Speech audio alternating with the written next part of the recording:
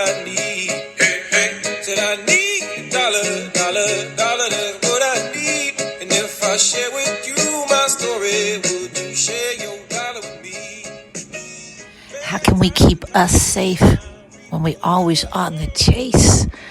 Running from a racist, classist state, always trying to escape the classist gaze, the scam lord's angry face.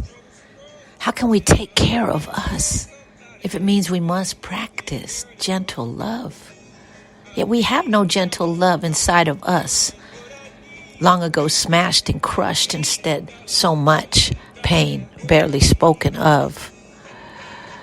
How can we feel gentle? How can we get rest? How can we self-care give if we just trying so hard to live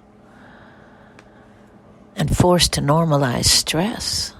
How can we be gentle if we always scraping together the check for the rental? How can we be gentle with our broken bones when for so long we never had no safe homes? How can we feel gentleness when our ancestors never had no safety nest? Safety's a dream behind lock, gate, and key sold to wealth hoarders in perpetuity. How can we feel gentle in the jail cell as a houseless child in motel hell? The slap, punch, and yell, the shout and scream had no room for the gentle.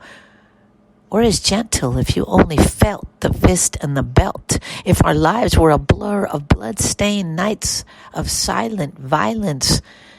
This poem cast from a poverty scholar goes out to my survivors of all this poverty violence who are supposed to be resilient and keep on keeping on, even though we can barely even move, much less move on. Our eyes blue from bruises, our limbs sore from hits, our bodies tight with terror and unable to ever rest or sit. This is our life. We end up in the street, behind bars, or in a cage we create under the stars. Our loca vidas, they say it's PTSD. I say, let me die some days, boo. It's too hard. It's too much for even me.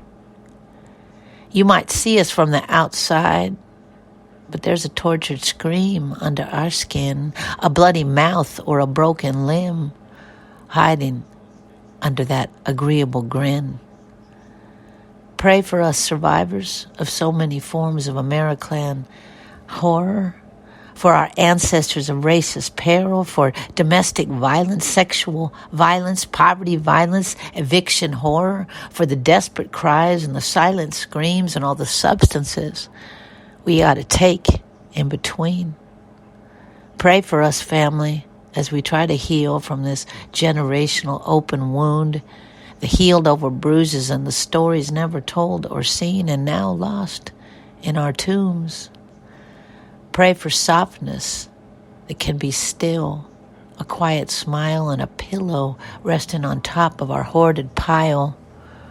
Pray for gentle and hands held and love so we can maybe heal and not end up back in the jail cell, the endless scream,